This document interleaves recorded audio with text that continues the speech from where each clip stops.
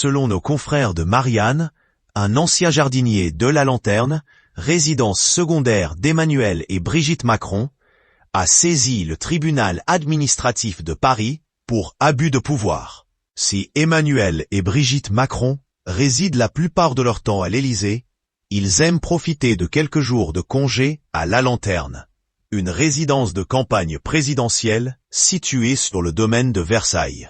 En 2022, pour entretenir le jardin de 5 hectares, un certain Lucas avait pour mission de s'occuper de la pelouse. Si le jeune homme de 33 ans était très content de ce poste, il aurait vite découvert que les conditions de travail n'étaient pas idéales. Dans les colonnes de Marianne, il a expliqué que son vestiaire aurait été particulièrement vétuste. Quand j'y étais, il prenait l'eau à chaque pluie. Il n'y a pas vraiment de chauffage, des prises de courant, pas aux normes du tout. Pas de douche, pas de toilette. Il fallait pisser dans le sous-bois, a-t-il déploré. Il aurait multiplié les signalements, mais n'aurait jamais obtenu gain de cause. Quand j'ai commencé à alerter, on a dit que j'avais tort de me plaindre. On m'a toujours dit qu'il y avait d'autres priorités, a-t-il encore dénoncé. Une enquête interne a été ouverte. De plus, le jardinier aurait eu le sentiment d'être mis à l'écart.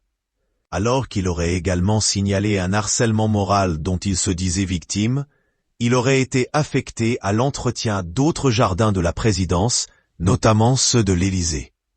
Un changement qu'il n'aurait pas apprécié, tant il aimait travailler dans les jardins de la Lanterne. Il aurait d'ailleurs fait part de sa situation dans un courrier envoyé à la première dame, mais n'aurait pas eu de retour. Selon les informations de Marianne, il aurait été renvoyé de l'Élysée le 17 mars 2025, alors que son détachement courait jusqu'en 2027. Mais il aurait été renvoyé à la mairie de Villeurbanne, son administration d'origine.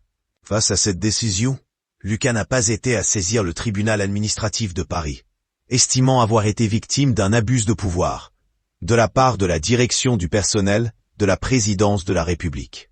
De leur côté, les services de la présidence ont assuré qu'une enquête interne avait été ouverte et que le jardinier a été reçu et accompagné par les services compétents dès qu'il en a fait la demande, a fait l'objet d'un accompagnement soutenu et bienveillant jusqu'au plus haut niveau de la hiérarchie administrative.